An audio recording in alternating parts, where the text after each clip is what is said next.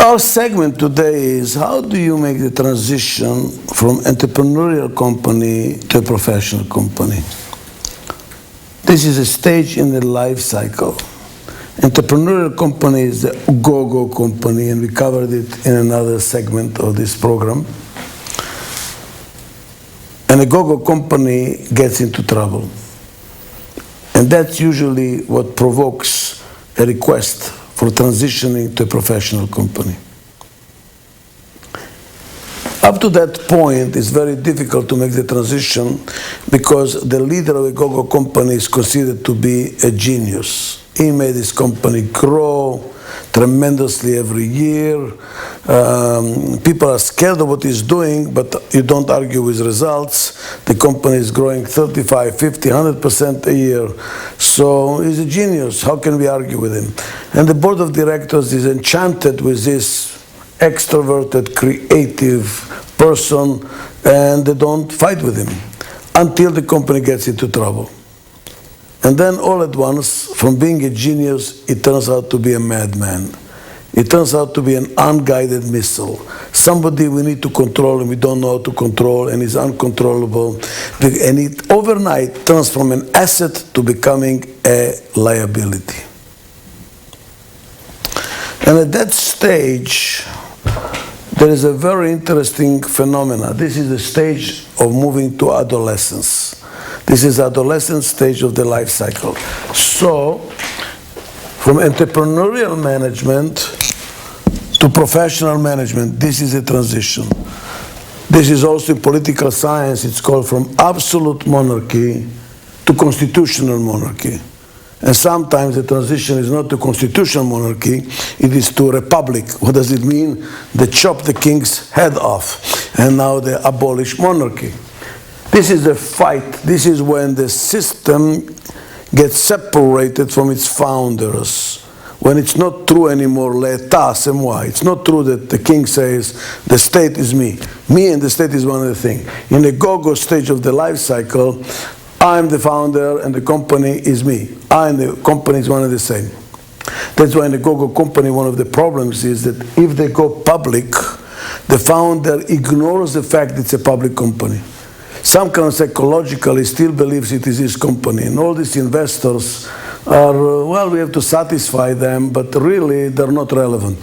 What's relevant is what I want. He treats the company like his own. That's why he can get into trouble of abusing his power for his own benefit because he still believes it's his own company. He started this company, he built this company, and when the stockholders sue him, he doesn't know what happened. He just gets totally flabbergasted. Something is wrong here. He doesn't realize that l'état, ce n'est pas moi. The state is not me. That transition, when the separation occurs, is like a separation in a family. When the children are teenagers, they're not called children anymore, they're called monsters. Why? Because they're getting separated. There is a division going on here. They're starting their own life. They're starting to be independent. And that's why this is another disruptive point here. Very difficult. This is the birth, and this is the second birth, when the company is getting separated from its founders or the family. And if the company cannot make the transition, they fall into what's called the founder's trap or the family trap. And on average, the tradition says it takes about 3 generations for the company to go under in a family trap. And why there is a trap? Because the family has not made the transition from ownership to management. They're still going management by ownership rather than by talent or capabilities. That separation is what made capitalism successful, the separation of management from ownership through the stock market. And as long as we don't make that separation, the company can fall into a trap, which means when the founder or the family dies, the company dies. Here it gets institutionalized, it's professionalized, and it's not dependent on any single individual for its success. Well, this transition is a very complicated one. Very complicated one. It has several difficulties. Let's see what the difficulties are. First of all, there is a change in leadership needed here. From here to here, the leader that you need is a creative, entrepreneurial, task-oriented doer. It's a fire brigade and an arsonist in one same person. He starts the fires and extinguishes them. Next fire extinguishes them. He's building a company. Very entrepreneurial, very task-oriented, doer, relatively big ego, needs a big ego to build a company, to dedicate your energy to build a company. Here the transition is now to somebody who is not now looking outside, but who is going to be looking inside. Somebody says, wow, hold a second. We need law and order. We need some organization here. We need some systems here. We need now to pay attention to our cost structure. We are rushing like crazy over the hill. We need, so now the energy turns inwards because the company has outpaced itself. There is a change in the leadership requirements. And if the leader who started the company, who is a leader in GoGo, cannot make the transition, usually he has to be squeezed out, fired, and a new executive be brought in. And if he does stay, which is always what we do in companies, we want the entrepreneur to stay. We don't want to lose the energy that is pumping blood into the system. It's very dangerous to get rid of the entrepreneur. The idea is how to move the entrepreneur to a CEO role, chairman CEO, and move the administrative type who is organized into president, COO role, and how they work together. This pointing the direction, and this is taking care of the inside, so it works efficiently, and there is some cost orientation and some detail orientation, so we do not fall by the wayside because of not paying attention to the details. So there is a leadership change here. Not everybody likes to change positions. Founders usually like to hold on to. And you know what happens? I've seen extreme cases, pathological cases, where the founder, because he cannot control the company anymore, he starts killing the company. He starts destroying the company. He has all kinds of wonderful reasons why he's doing that, which are very, high level. But when you really look at the details, what he's doing is destroying the company. I've seen it in my professional work with some prime ministers, and this is the case of Milosevic, about which I wrote. And I met the person, and I was invited to help Yugoslavia not to fall apart in '91, and I realized here is another person who would rather destroy the country if he cannot control it. So this is a dangerous stage. How do we make this transition? How do we make the transition? So the first challenge here is changing leadership style. Not getting rid, but changing the engines, What else do you have to change? You have to change the goals. Here the goal is cash flow. They will do anything for cash flow because they're growing. Here the goal is sales, market share. Here the goal should be what? Profits. We are spending too much money. The sales are going up, the profits are going down. We have to now become profit-oriented. But the change from sales orientation to profit orientation is not an easy one. You need to have cost counting. You have to know what you're doing. You need to have information. And the information not be available because the organization is so scattered and disorganized and maybe even geographically all dispersed. It's very difficult to get your hands around the information. What else has to change here? The strategies. If you change the goal, the strategies have to change. Here the goal was market share. Profitability was a constraint. You don't want to lose money, but there was the profitability. Market share. Here you want profitability, but what happened to the market share?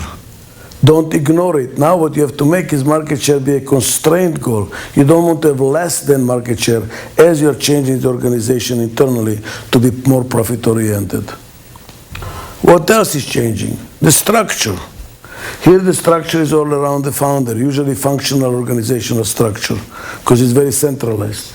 Now that we're becoming more professional, you should have multiple profit centers. You should develop the next layer of leaders to lead the company and to institutionalize entrepreneurial spirit in multiple places in the organization rather than monopolized in a single individual like it's in a GoGo.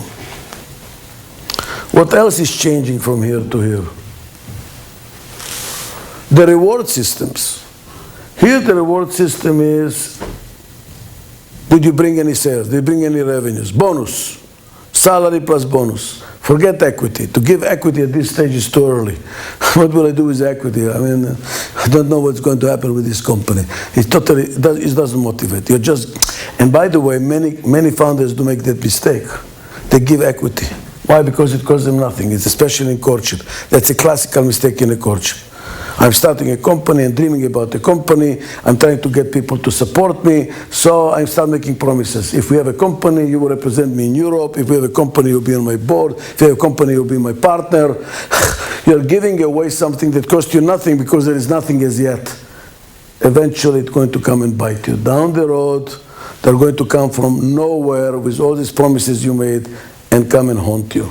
In infancy, you should just give low salary, as low as possible, high bonuses as much as possible, reduce your fixed, increase your variable, because you are cash short and you need to get your rewards based on performance. Go, the same thing. The same thing. By the time you come to adolescence, it's not working anymore. Now you have to change it. Now you're profit-oriented. You have to go into profit sharing. But in order to go into profit sharing, guess what? It cannot be a windfall effect. To go into profit sharing, you have to have the right measurable goals, organizational structure, measurement of profitability, know what to cut. Now that the people should feel that they are impacting the profits, so when they share in the profits, that's a result of their work, rather than somehow manna from the sky comes a profit sharing to which they did not contribute anything. Then you're throwing your money away without getting the benefits out of it. And the next stage, you're going to give equity. See, by now the company is still established and systematized in its prime. Now it's time to give equity in small portions out. Then it's motivating. Anything earlier than that, you're just giving it away for nothing. You get nothing in return. What else has to change between go-go and adolescence? I already said, strategy, goals, leadership, structure, rewards. What else has to change in that stage? You might have to change your mission, you see? The mission here was all external. Now you have to have an internal mission, to have the best managed company money can buy, so that you solidify the layer on which you are, so now you can go from here to the next layer. Usually it happens around $150 million, between 40 to 150, depending on the industry. That's when the truck starts shaking and it's time to do something about it because it's too big for its capabilities. The transition from go-go to adolescence is a very complicated one. What is really changing here, if you want to know the basics of it, is from here to here, function is more important than the form. Here, form takes place. Now you have a fight, quote unquote, between form and function. That's why what could happen is a divorce. The partners split. They cannot work together. The inside person and the outside person are not even talking to each other.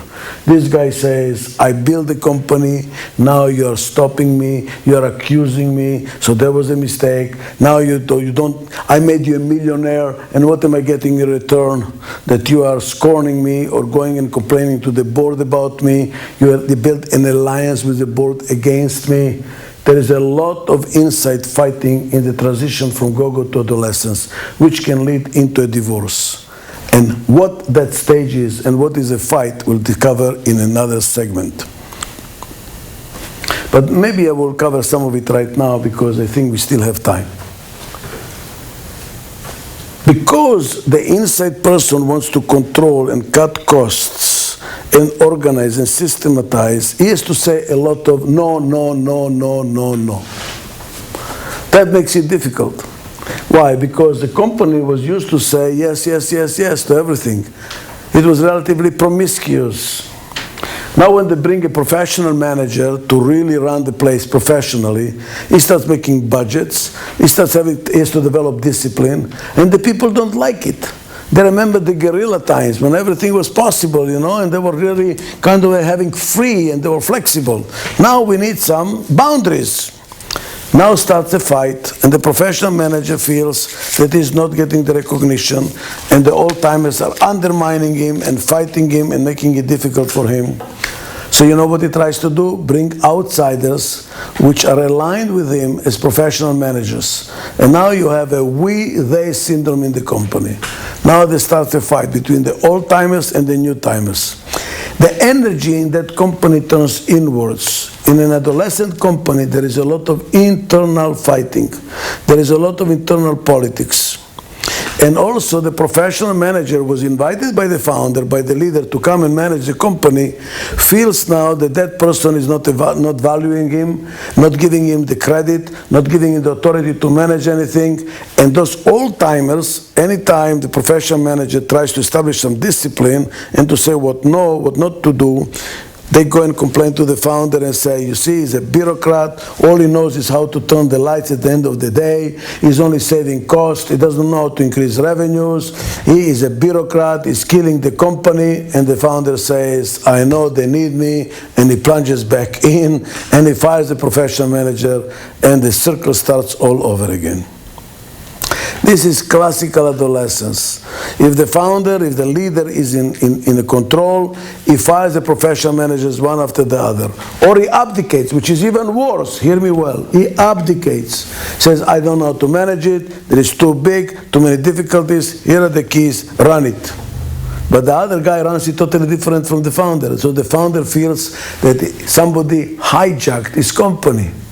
Now it's not his company anymore. They took it away, they're changing it, it is totally different, they're firing his old people that built the company together with him, bringing all kinds of MBA bureaucrats. He gets disgusted, he feels betrayed. If he has control of the company, comes back, he fires the professional manager. Next guy learns the lesson and he says, Oppa, I better work with the founder. I better go after sales. What he really wants is contracts. He doesn't work on the budgets, he doesn't work on the controls, he doesn't work on the discipline, and what happens? He's not doing the job. Fire him. The adolescent stage is the most difficult stage in the life cycle of the organization. This transition is extremely difficult. I've known companies that have been stuck in that stage for 40 years. They go in and out. What does it mean in and out? The leader of the go-go company brings the professional manager. He's squeezed out. Then he comes back in, sends the professional manager back home. And they go back and forth, back and forth. The founder is long time gone. Nevertheless, the leader of the go-go company still behaves as if he's a founder. Same culture. And the fight between the entrepreneurial leadership and the professional leadership is a continuous one, and they get stuck for many, many years. There's another thing going on in the adolescent organization. It's called the love-hate relationship. The company loves the leader because he's so entrepreneurial, he or she, and brings all the clients and have the contacts and have the market and the knowledge. They are really to be loved, to be appreciated, to be respected. But at the same time, they're the source of all the difficulties of the company. Why? Because they're changing their mind, they're bringing more crises and more deals that the company can handle, they're changing direction, they're expecting too much. And the company says, oh my God. Now, it is the most extreme case. It's called the seagull syndrome. If you have a boat, you probably don't like seagulls. Why? Because they come and crap on your boat. The same thing with the founder that is arrogant and feels he's above it all. They start developing other interests, political interest, travel interest, maybe even extracurricular sexual orientation outside of the marriage because they feel so powerful and so successful. They disappear from the company in a sense. And then they reappear. And when they reappear, all hell breaks loose. You're not doing what I want you to do. This is the problem, this is the problem, this is the problem, that's the problem. Everybody is jumping. Then they disappear again. Now, if they do what he wanted them to do, when he reappears, he's upset because they did not do what he wanted him to do. He already changed his mind. It's not enough what he wanted to do. If they don't do it, why they didn't do it? So basically, people feel, oh my God, here he comes. When is he going to go away? But at the same time, we need him because he has all the connections, he has all the market, he has the vision, all his, charisma. So we want him, but we don't want him, which is something that happens in a marriage, in a family as well. When teenagers are teenagers, You have a love-hate relationship too. You want them to be independent, you want them to be grown up, but at the same time you're scared that can they leave, so you try to control them. They would like to leave, but they don't want to go too far because they still need the support of the family. So there is always this tug of war between the family that wants control and the teenager who wants independence. And that struggle is exactly what happens here between the founders or the leader of the company and the company. The same struggle of separation. There is another problem that can be pathological. Look at teenagers. They want the authority of a grown-up with the responsibility of a child. They, oh, I know what I'm doing. I'm grown up. They want authority, but they don't accept responsibility. Maturity is when you finally take authority and responsibility. When you're young, you take responsibility, but you don't have authority. And this transition is very complicated for a teenager. And it can be exasperating the parents because the kid wants all the authority to make decisions by himself, but when they make a mistake, they don't take responsibility. Somebody else's fault. You just want to shake them up. Same thing with an adolescent company. The company, they want to be independentized. They want to be emancipated from the leaders, from the founder of the Go-Go company. We want to be free because he's giving us all this hard time. But at the same time, they don't want to take responsibility for what's going on because it's his fault. He's leading the whole thing. He's making the trouble. And this love-hate relationship is not only from the organization to the leaders, but from the founder or the leaders towards the organization. The founder feels, I've done it. I built the company. I want to be freed. I want to go. I want other interests. But I cannot be freed. Now I'm a prisoner. I just started something hoping that I can split, but you know what? It is a Zen. This is a Zen story from Zen Buddhism. A farmer is going to market holding a rope, and the other end of the rope is a cow. So they asked him, why are you letting the cow control you? He says, cow is not controlling me, I'm controlling the cow. He says, if the cow is not controlling you, why don't you let go of the rope? Oh no. So what the story is, whatever you try to control, controls you. Whatever you try to control, controls you. So you build a company that you want to control, and now what happens? You cannot be freed, because you have to control it. Now you become a prisoner of your own creation. And they hate it. So I want to go. I've done it. I want to be freed. I cannot. When I go, they say, we need you. When I come, they say, I'm interfering. What should I do? How do I get freed? These are the diseases of adolescence. And it becomes pathological when there is a split. When the founder is kicked by the board of directors, like it happened in Apple Computers, in many other companies, the board says we cannot handle it, it's too much of a liability. He was an asset, now he's a liability. We need professional management and we need to stop this internal fighting. Goodbye. When that happens, the organization becomes prematurely aging. They lose entrepreneurial spirit, they lose the engine that makes the company grow, they become profitable, but it's not the exciting thing it used to be. It's not going anywhere anymore, and the organization eventually will maybe even die if it loses entrepreneurial spirit. The trick is how to keep both sides working together, the entrepreneurial and the administrative side working together. And that is a stage where they're going to start fighting. So we have to predict it and we have to handle it proactively so that it doesn't produce the negative effects that it very often does.